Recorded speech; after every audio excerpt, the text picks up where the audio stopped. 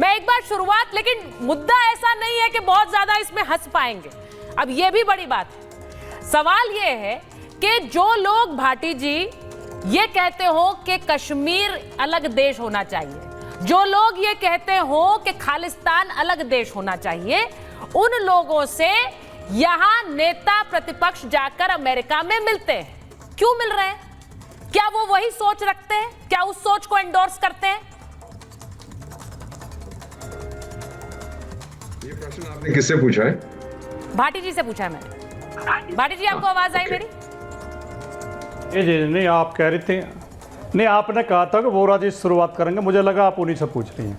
खैर, आपका सवाल तो एकदम जायज़ है, लेकिन जो लोग हमारे कश्मीर को कब्जाए बैठे हैं, जो लोग हमारे देश के खिलाफ अघोषित युद्ध लगातार चलाते रहते हैं, जो लोग देश को तोड़ने का षड्यंत्र करते रहते हैं, जिनमें एक नाम नवाज शरीफ भी लिया जा सकता है, उस नवाज शरीफ से जब देश के प्रधानमंत्री मोदी जी बिना प्रोटोकॉल के, बिना कार्यक्रम के, बिना शेड्यूल के जाकर मिलते हैं, गले मिलते हैं और चादर उड़ा के आते हैं, तो क्या वो देश प्रेम है?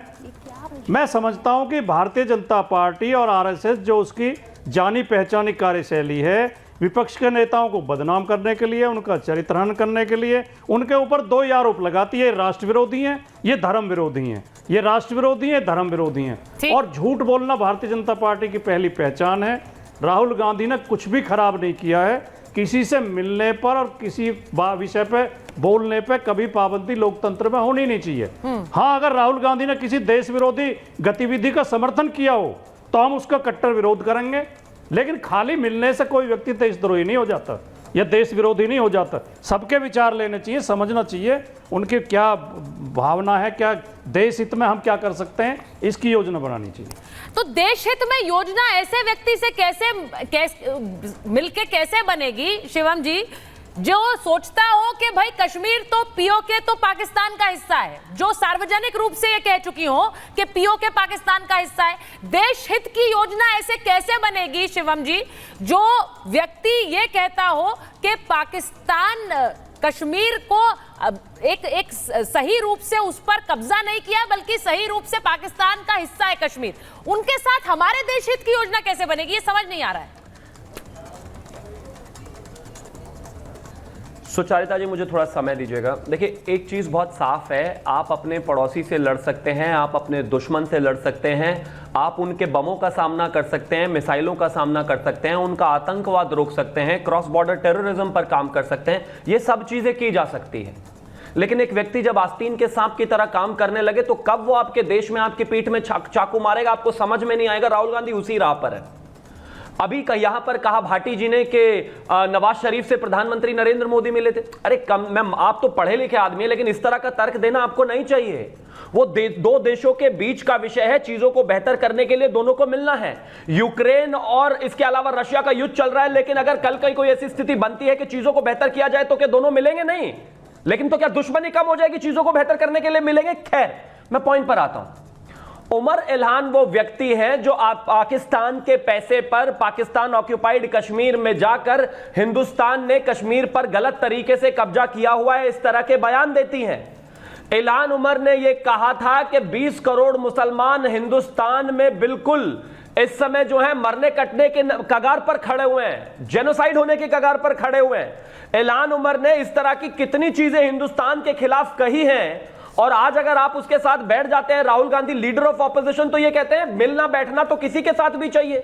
मतलब कमाल बात हो गई। कल मिलेंगे बैठेंगे राजकुमार भाटी किसी आतंकवादी के साथ और उसका कोई मिनट्स ऑफ मीटिंग हिंदुस्तान को ना पता हो, क्या बात हुई है हिंदुस्तान को ना पता हो, किस कॉन्टेक्स्ट में बात हुई, तो माफ कीजिए, आप तो देशद्रोही ही कहलाएंगे। और एक और चीज मैं कहना चाहता हूं, ये तो खैर ये तो एक इल्हान उमर की तस्वीर है जिसमें राहुल गांधी के वो साथ बैठी हुई है, लेकिन इसके अलावा एक और तस्वीर है। एक और अगर आप देखेंगी तो ये जर्नलिस्ट है, बांग्लादेश के पत्रकार मुशफिजुल फजल। ये वो व्यक्ति है जो यूएनओ में, यूनाइटेड नेशंस में लगातार हिंदुस्तान के इंटरनल मैटर्स को उठाते रहते हैं और केजरीवाल से संबंधित तमाम विषयों पर बात करते रहते हैं। अगर आप इसको देख पा रहे हैं तो देख लीजिए, इसको भी छोड़ दीजिए। अब सबसे इंपॉर्टेंट पहरे पर आते हैं। सीक फॉर जस्टिस जो है, जो एक आतंकवादी संगठन जो पन्नू ने बनाया हुआ है, आज राहुल गांधी की एक स्टेटमेंट को कोट करते हुए एक विज्ञप्ति जारी करता है और वो कहता है, Rahul statement on existential threats to Sikhs in India is Yes. not only bold and pioneering, but it is also firmly grounded in the factual history of the Sikhs have been facing under successive regime in India since 1947.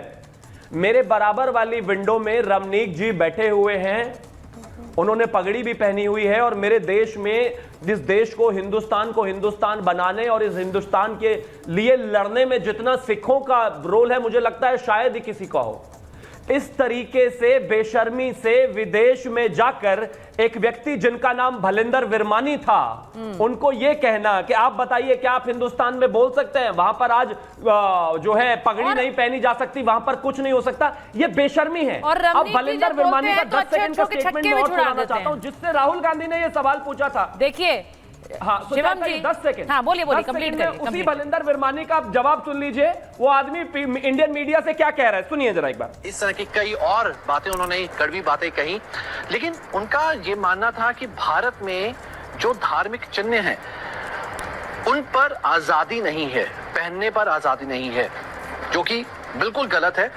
ये सवाल बस मैं इतना कहना चाहता हूं कि ये व्यक्ति नहीं, इस पर पूरा हंगामा मचा हुआ है शिवम। बहुत दूर की बात है, शिवम, इस पर पूरा हंगामा मचा हुआ है और रमनीक जी आज जब यहाँ बैठे हैं, भाई मैं इसलिए पूछ रही हूं क्योंकि 2 दिन से ये खबर चल रही है। पहले बयान आते हैं, फिर ऐसी मुलाकातें आती हैं जिनको भाटी जी कह रहे हैं बिल्कुल सही है, उन्होंने कोई गलत नहीं किया है। महाभारत इसीलिए हो रही है भाटी जी, ये समझने के लिए कि क्या कुछ गलत नहीं किया है राहुल गांधी ने, क्या सब सही है, क्योंकि जिन चेहरों से मुलाकात कर रहे हैं उन पर तो बहुत सारे सवाल हैं। मैं रमनीक जी आपसे पूछ रही हूं, जो चिट्ठी, जो एक बयान जारी किया है एक आतंकी ने, पन्नू ने जो बयान जारी किया है, उसका जो शीर्षक है वो कहता है राहुल गांधी रिवर्बरेट्स एसएफजे's पोजीशन ऑन खालिस्तान, जिसका सीधा मतलब यह है कि राहुल गांधी वही बात रख रहे हैं जो आतंकी संगठन सिख फॉर जस्टिस, आतंकी संगठन खालिस्तान पर रखता है, यानी एक अलग खालिस्तान हो, सिखों के साथ बुरा हो रहा है।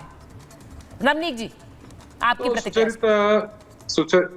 सुचरिता, इसमें क्या है, देखिए बड़े दिलचस्प बात है कि भारत के नेता प्रतिपक्ष जो हैं वो दरअसल एलओपी की जगह लीडर ऑफ डिवीजन बन गए हैं। वो भारत के विभिन्न भागों को, क्षेत्रों को, स्टेट्स को ये कहते हैं ना कि भारत एक यूनियन ऑफ स्टेट्स है, भाषा के आधार पे, कभी जाति के आधार पे, कभी धर्म के आधार पे भारत को बांटने की बात करना कोई बहुत अच्छी बात नहीं है। जहां तक कि सिखों का सवाल है, अगर कांग्रेस पार्टी के अंदर कोई ऐसा नेता है, सिख नेता, जिसको पगड़ी में कड़ा पहनने में, पगड़ी बांधने में आपत्ति हो या उनको संकट महसूस हो रहा हो, तो मुझे पता नहीं, इस बात का ज्ञात नहीं, परंतु आम स्ट्रीट की, अगर मैं सामान्य गली मोहल्ले की बात करूं या किसी सरकारी दफ्तर, प्राइवेट दफ्तर की बात करूं, दुकान मकान की बात करूं, या मैं यहां तक कि अगर एयरपोर्ट पे बात कर लूं, अगर मैं फ्लाइट में जाता हूं, तो ये मेरे हाथ में कड़ा है सुचरिता, आप देख सकते हैं, ये मेरे सिर पर दस्तार सजी भी है, ये गात्रा कृपान है जो हमने डाली हुई बहैसियत अमृतधारी गुरसिख।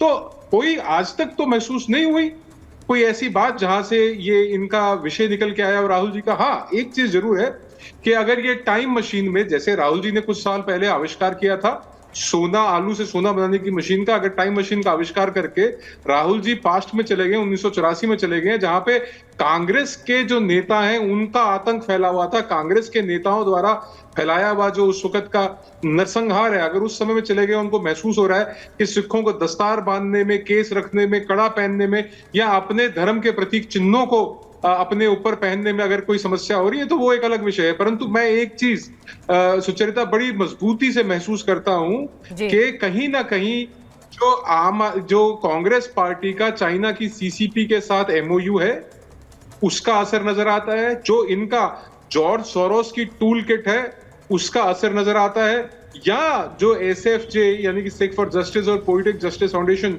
ये जो गैर सिख जो जिस संगठन को चला रहे हैं, या सीआईए या आईएसआई द्वारा फंडेड जो ये इनका एक प्रोपेगेंडा है, उसको आगे बढ़ाने का काम किया है। एक टूल किट के तहत एक फॉडर कहते हैं, एक चारा कहते हैं, एक मुद्दा कहते हैं, वो उछाल के लपका के इन्होंने खालिस्तानी आतंकियों को दे दिया, जहां से वो इस बात को हाईलाइट कर सकते हैं केवल भारत में नहीं, विश्व भर में, कि भारत के एलओपी अब वो संवैधानिक पद पे हैं, वो नेता प्रतिपक्ष हैं लोकसभा के अंदर के, भारत के एलओपी ये कह रहे हैं कि सिखों के लिए समस्या है भारत में रहने की, और वो उस बात के अंदर कोई सच्चाई नहीं है। ये एक मुद्दा अंतरराष्ट्रीय, देखिए, मुझे ये हमेशा